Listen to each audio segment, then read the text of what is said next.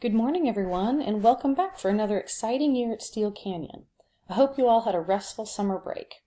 We ended last year with a staff meeting where I presented our SBAC data as well as our California dashboard ratings to demonstrate how we've improved over the last year.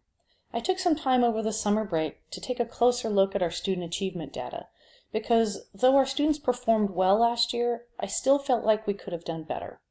I believe that we are at a critical point in Steele Canyon's development where we can continue to be a good school or we can grow and be a great school. When we opened Steele Canyon 18 years ago, we had high hopes for our students' achievement and success, and they were successful. We have had high graduation rates, a strong college-going rate, and success on our state testing thanks to our teachers who are committed to providing high-level instruction. We look below the surface, however. Our overall academic success as a school has been due largely to the success and achievement of our white students, while we have ignored the achievement deficits in our students of color. This needs to change. We became a charter school 12 years ago, and our student population was vastly different than it is today. 60% of our students were white, while 33% were students of color. Today, 58% of our student population are students of color, while 39% are white. Though our student demographics have changed dramatically in the last 12 years, our teaching practices in the classroom haven't, nor have we discussed and addressed the achievement gap between our students of color and our white students.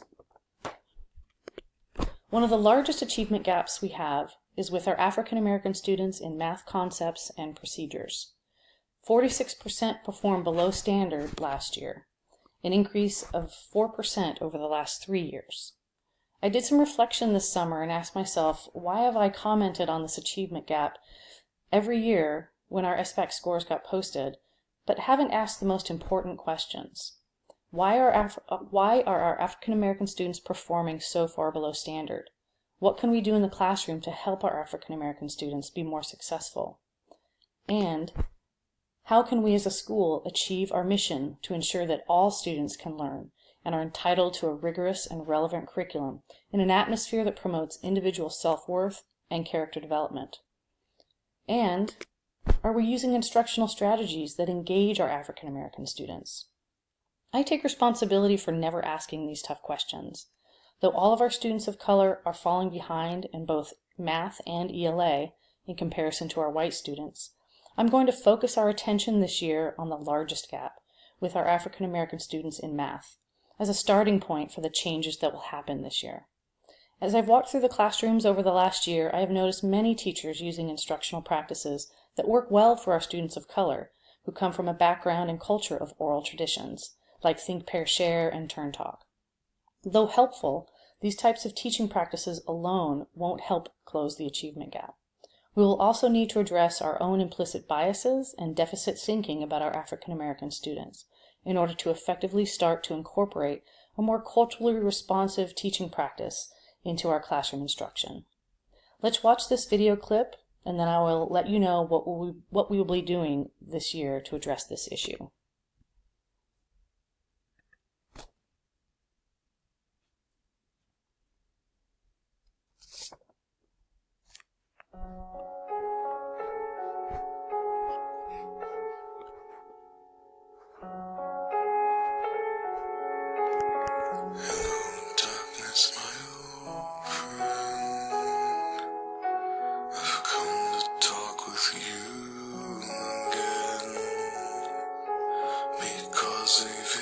Softly creeping, lifted scenes while I was sleeping, and the vision that was planted in my brain still remains within the sound of silence. In restless dreams I walked alone, narrow streets of cobblestone, neath the halo of a street lamp, I turned my my collar to the cold and damp. When my eyes were stabbed by the flash of a neon light that split the night and touched the sound of silence. And in the naked light I saw 10,000 people, maybe more. People talking without speaking. People hearing without listening. People writing songs that voices never shared. And no one dared disturb the sound of silence. Fool said I, you do not know. Silence like a cancer grows. Hear my words that I might teach you. Take my arms that I might reach you. But my words, like silent raindrops fell,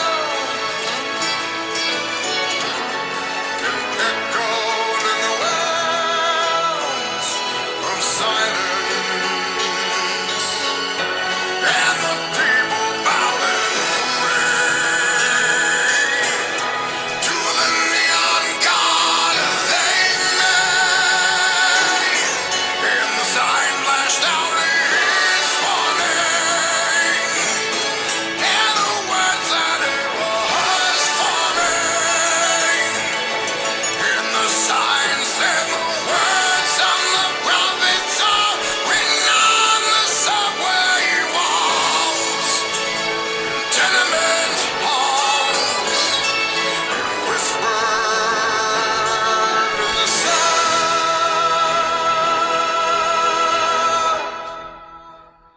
of silence.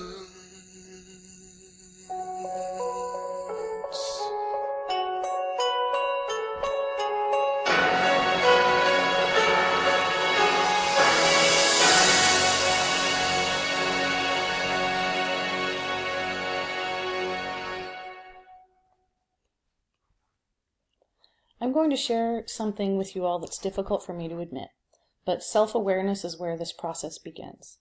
When I analyzed my own thinking about our students of color, I realized that I hadn't asked the tough questions because I was justifying their low performance based on the deficits I imagined they had.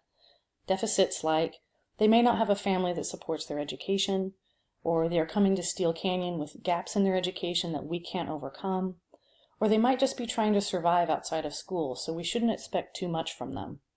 If we truly believe in our mission statement that all students can learn and are entitled to a rigorous and relevant curriculum, then we need to address the deficit thinking and implicit biases that are at the heart of the achievement gap, and which could hinder the incorporation of culturally responsive teaching practices into our instruction.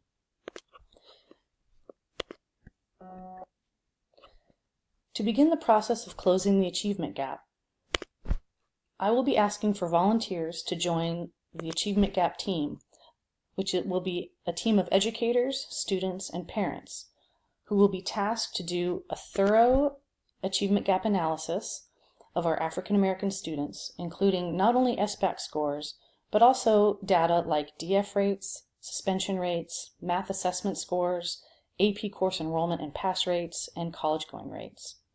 This team will also survey our African American students and parents about their experiences in math and the teaching strategies that help them learn best. The team will then develop a list of high-leverage, research-based teaching strategies that focus on our African American students' oral tradition learning style. At the end of the fall term, the team will present this collective data, research, and the plan to address the achievement gap to all staff and lay out measurable goals to achieve by the end of the year. I will suggest to the team that we set a goal of reducing our percent of our African American students who are performing below standard on math concepts and procedures by 5% in 2021. At the beginning of spring term, the Achievement Gap team will research and secure a professional consultant to provide professional learning sessions on implicit bias awareness and culturally responsive teaching practices. These professional learning sessions will be held once a month for all staff during all staff meeting days. The professional learning sessions will be run by a consultant, and they will also be meeting with the math department during their PLC meeting days to train them on high leverage, culturally responsive teaching strategies. Math teachers will also use their PLC meeting time to analyze the effectiveness of the new strategies they have learned through formative and summative assessments. At the end of the term, the math department will present their African American student achievement data and provide their feedback on further training and teaching practices to all staff. I know this is difficult and uncomfortable to undertake, but I also know that our teachers have the compassion, commitment, and vision to take this on and help our African American students achieve the success that we all know they can have. As Dr. Martin Luther King once said, the ultimate measure of a person is not where they stand in moments of comfort and convenience, but where they stand at times of challenge and controversy. I'm ready for the challenge. Are you?